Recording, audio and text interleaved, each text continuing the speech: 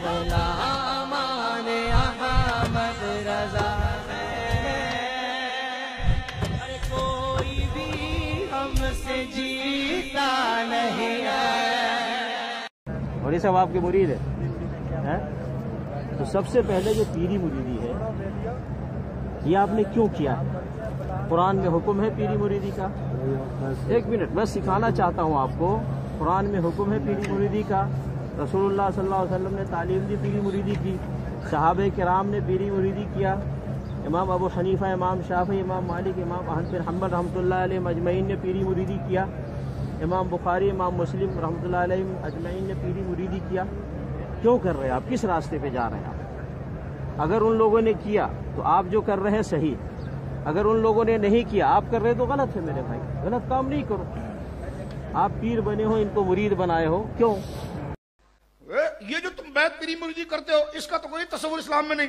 हुजूर ने तो हमेशा जिहाद जो बैत जो ली है वह क़िताल के लिए, इस्लाम के लिए है।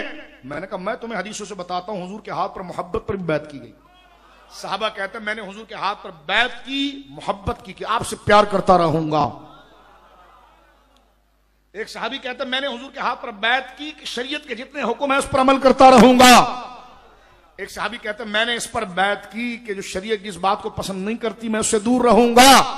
सिर्फ इस्लाम कबूल करने की बैत ही नहीं हुई, ये भी हुई। सिर्फ हुजूर के हाथ में हाथ देकर क़िताल फी सबीलिल्लाह के लिए सिर्फ बैत नहीं हुई, सहाबा के आपस में इत्तेफाक को वाज़ाहिर करने के लिए भी बैत हुई, हुजूर से प्यार को ताजा करने के लिए भी बैत हुई, नेकियों पर कायम रहने के अहद और वादे की भी बैत हुई, गुनाहों से बचने की उस पर अहद की बैत हुई। तो आज शेख के हाथ पर बैत में क्या कलिमात होते हैं? शेख यही कह रहा था ना, बोलो कि मैं जो काम अल्लाह उसके रसूल की रिजा के खिलाफ करता रहा उससे तौबा करता हूं और वो सारे काम करूंगा जो अल्लाह रसूल को पसंद है। तो किस तरह यह कहा जा सकता है कि बैत का कोई तस्वुर नहीं है? इसलिए कि जो जिस तरह उलमा अपने मदारिस में रहकर, मेरे दोस्तों, हुजूर सैयद आलम सल्लल्लाहु अलैहि वसल्लम के इल्म की वो हैसियत जो आमाल और जाहिर की थी उसमें हुजूर के नाइब हैं, इसी तरह अइम्मा तसव्वुफ, गौसे आजम जैसी शख्सियत, दाता साहब जैसी शख्सियत, ख्वाजा गरीब नवाज जैसी शख्सियत, बाउल हक नक्शबंद जैसी शख्सियत, रिदवानुल्लाह अजमईन औलिया की शख्सियत, ये हुजूर के इल्म की दूसरी हैसियत के वारिस है।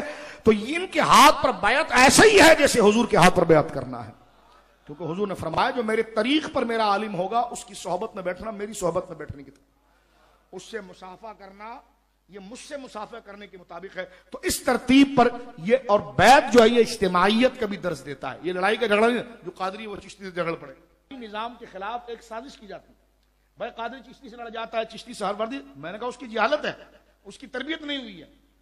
ये नहीं कि ये लड़वा रहे हैं।